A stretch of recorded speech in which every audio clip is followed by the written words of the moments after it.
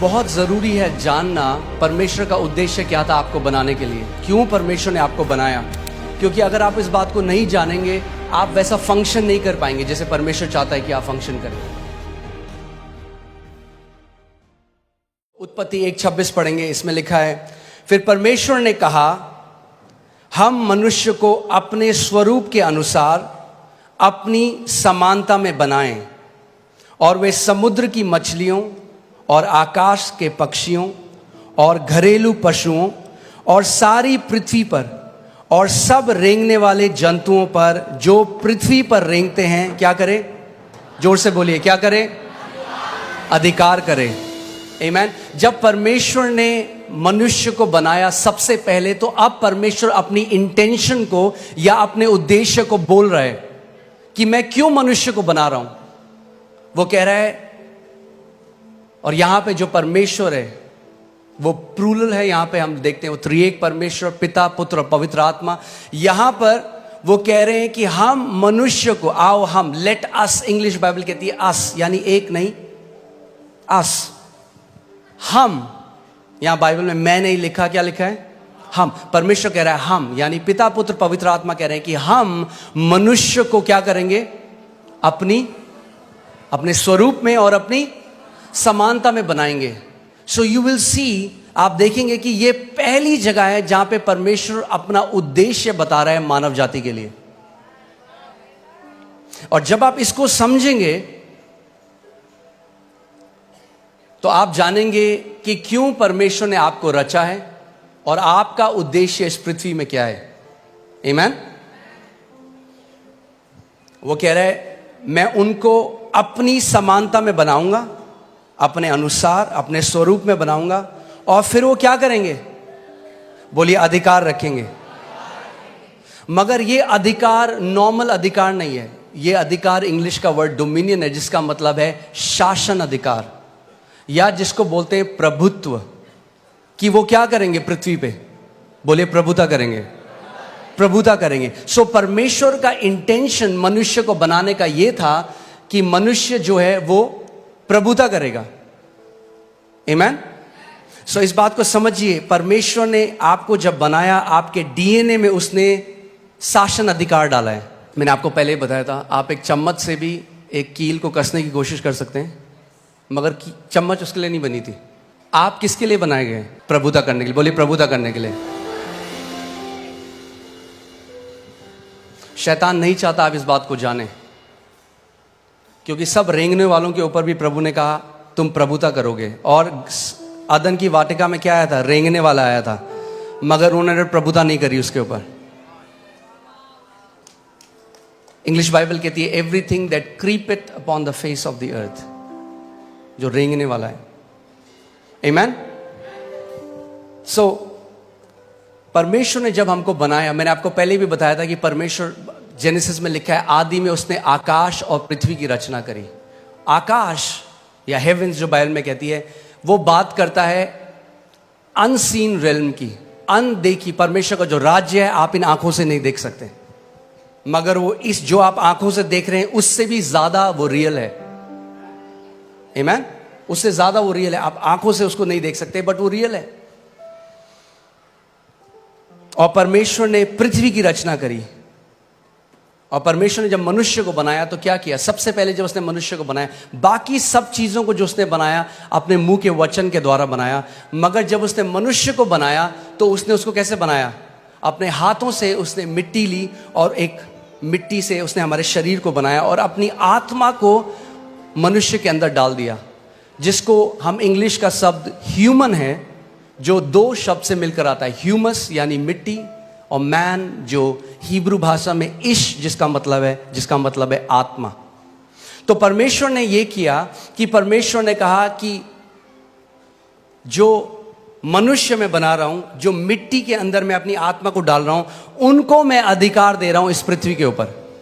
किसी आत्मा को अधिकार नहीं है पृथ्वी के ऊपर। आप समझ रहे हैं मेरी बात? किसी भी आत्मा को, और परमेश्वर भी स्वयं आत्मा है। सो जब परमेश्वर ने पृथ्वी मनुष्यों को दी तो वो उस चीज से बाहर आ गया। उसने कहा तुम अधिकार रखो, उसने नहीं कहा हम अधिकार रखेंगे। उसने कहा तुम अधिकार रखो। आज लोग बोलते हैं अजी परमेश्वर तो सब चीज जी उसकी मर्जी के बिना तो पत्ता भी नहीं हिलता, सब चीज तो परमेश्वर कंट्रोल कर रहा है। मैं आपसे एक सवाल करता हूं, क्या परमेश्वर आपको कंट्रोल कर रहा है? आप कंट्रोल हुए आज तक परमेश्वर से? और अगर हम परमेश्वर के कंट्रोल में नहीं है तो कैसे हम कह रहे हैं बाकी सब कुछ वो कंट्रोल कर रहा है? जैसे वो आपको कंट्रोल नहीं कर रहा वैसे वो किसी को भी कंट्रोल नहीं कर रहा। अगर परमेश्वर कंट्रोल करना चाहता तो मनुष्य को शासन अधिकार देता ही नहीं। उसने शासन अधिकार इसीलिए दिया, उसने बोला तुम कंट्रोल करो पृथ्वी को, मैं तुम्हें अधिकार दे रहा हूं। आमीन। कहेंगे ये जानना क्यों जरूरी है? ये जानना बहुत जरूरी है। अगर ये आप नहीं जानेंगे, यद्यपि आप पुत्र हैं, एक दास की तरह जीवन को जिएंगे। जो मसीह यीशु ने हमारे लिए मिराज छोड़ी है, जो इतनी महान है, इतनी ग्रेट है, आप कभी उस तक पहुंच नहीं पाएंगे। आमीन। इसीलिए हमें जानना है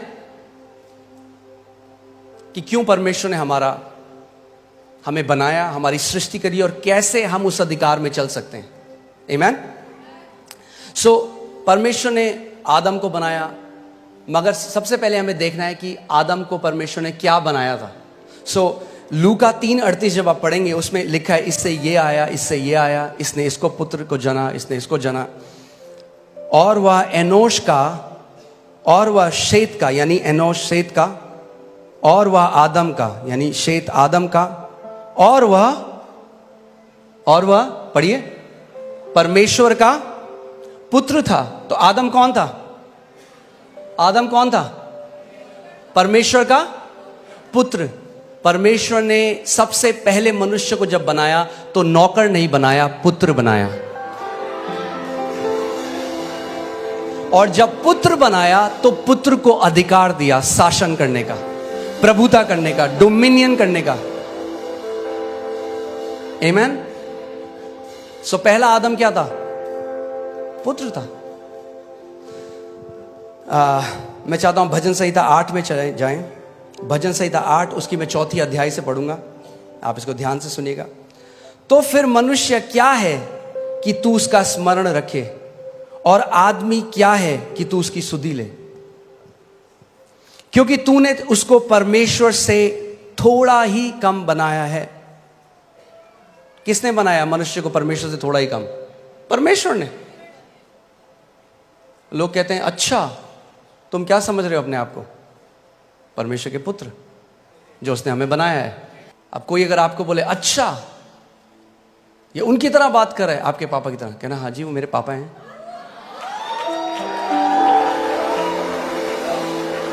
आमीन। मैं इसको दोबारा पढ़ता हूं, ध्यान से सुनिए। तो फिर मनुष्य क्या है कि तू उसका स्मरण रखे, और आदमी क्या है कि तू उसकी सुधि ले, क्योंकि तूने उसको परमेश्वर से थोड़ा ही कम बनाया है। थोड़ा ही कम बनाया है। आमीन। हालेलुया। और महिमा और प्रताप का मुकुट उसके सिर पर रखा है। क्या किया परमेश्वर ने? महिमा और प्रताप का मुकुट मनुष्य के सर पे रखा है। ये था जो परमेश्वर ने हमें बनाया था। मगर देखिए हम कहां से कहां गिर गए। आमीन। कई लोग कहते हैं हम बंदर से आए हैं। अब उनका मुझे नहीं पता, हम तो परमेश्वर से आए हैं। हम जू से नहीं, हम स्वर्ग से आए हैं। आमीन। हालेलुया। अब देखिए उसके बाद परमेश्वर ने क्या किया। तूने उसे अपने हाथों के कार्यों पर क्या दी है? क्या दी है? बाइबल कह रही है, ये मैंने नहीं लिखा, आपकी बाइबल में भी है कि परमेश्वर ने जब मनुष्य को बनाया तो उसको अपने कामों, अपने हाथों के कामों के ऊपर क्या दी है? प्रभुता दी है। परमेश्वर ने दी है। और ये जो शासन अधिकार था ये आदम ने खो दिया जब पाप बगीचे में आया, जब उसने परमेश्वर की आज्ञा को ना माना, जब उसने उस फल को खा लिया। और आदम के अंदर से जो वो डीएनए था रेन, रूल एंड रेन करने का, वो जो डीएनए था प्रभुता करने का, वो खत्म हो गया और वो एक दास की तरह जीने लग गया। और जब प्रभु यीशु मसीह आया तो जो पुत्र था, ध्यान से सुनिएगा, जो पुत्र था उसने पुत्र का अधिकार खो दिया। सुन रहे हैं आप? मगर जब प्रभु यीशु मसीह आया तो सबसे पहले उसने हमें क्या दिया? जब हम यीशु को ग्रहण करते हैं, यूहन्ना 1:12 लगाइए, और मैं चाहता हूं हम सब साथ मिलकर इसको पढ़ेंगे। रेडी हैं आप लोग? यूहन्ना 1:12 देखते हैं बाइबल क्या कहती है। परंतु जितनों ने उसे ग्रहण किया उसने उन्हें परमेश्वर की संतान होने का अधिकार वापस दे दिया।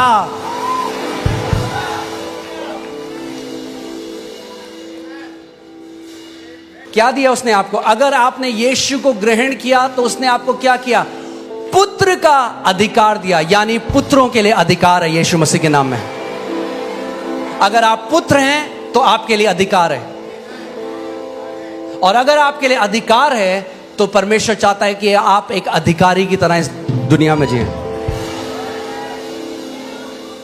देखो, मैंने तुम्हें सांपों को और बिच्छुओं को रौंदने का, हालेलुया, परमेश्वर ने पूरे चर्च को, अपनी देह को, जो परमेश्वर की संतान है, उनको सांपों और बिच्छुओं को रौंदने का अधिकार दे दिया। मगर अगर आपने उस अधिकार को लिया नहीं तो जिंदगी भर दुष्ट आत्माएं आपको फुटबॉल बना के रखेंगे। तो वेट मत करिए डोमिनियन में बढ़ने का, कि जब तक आपको कोई ऐसी न्यूज़ ना आ जाए कि भाई कोई बहुत भयंकर बीमारी हो गई है। अगर हम जुखाम में प्रभुता नहीं कर पाए, छोटे से सरदर्द में प्रभुता नहीं कर पाए, तो बड़े में भी नहीं कर पाएंगे। छोटे से शुरू करना शुरू करिए।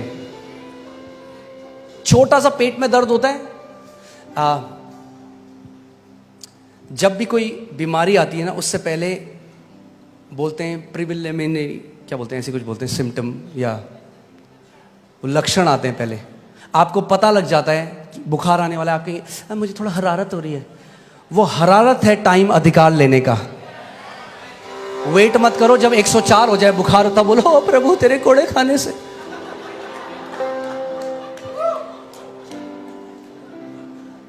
आपने देखा है कभी आपकी, फिर से वही उदाहरण दे रहा हूं, आपके कपड़ों में कोई दाग लग गया या कोई इंक लग गई, उसी टाइम बहते पानी के नीचे डालिए, एकदम निकल जाएगा। उसको छोड़ दीजिए 2 हफ्ते, अब आप रगड़ने, अब बोले यीशु के नाम में, यीशु के नाम में। अगर जैसे ही लक्षण लगे खड़े हो जाओ, बोलो in the name of Jesus, शैतान मैं तुझे अनुमति नहीं देता मेरे शरीर को छूने की। You will not touch my body in Jesus name, out of my body. Amen. उस समय अधिकार लो। अरे पास्टर ज्यादा कुछ, थोड़ा सा थायराइड है, हाँ ठीक है रख लो, फिर थोड़ा सा खाते रहो दवाइयां पूरे साथ। मैं आपको कंडेम नहीं कर रहा हूं, प्लीज मेरा हार्ट समझिए। क्यों रखो थोड़ा सा भाई? मैं बोलूं मैंने आपके लिए बहुत बढ़िया केक बनाया, थोड़ा सा जहर डाला इसमें, थोड़ा सा खा लो।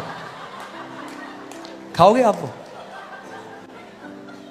बोलो थोड़ा सा नहीं चलता। मेरी देह पवित्र आत्मा का मंदिर है और कोई बीमारी इसमें उसको महिमा नहीं देती। आप जानते हैं आदन के बगीचे में एक सांप आया था ईव के पास, आज भी आता है आपके पास, मगर अब प्रभु यीशु मसीह ने आपको सांपों को और बिच्छुओं को रौंदने का अधिकार दिया है।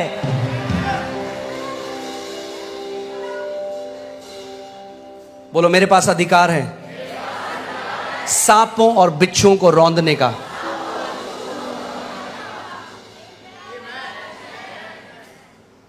आगे बढ़ते हैं।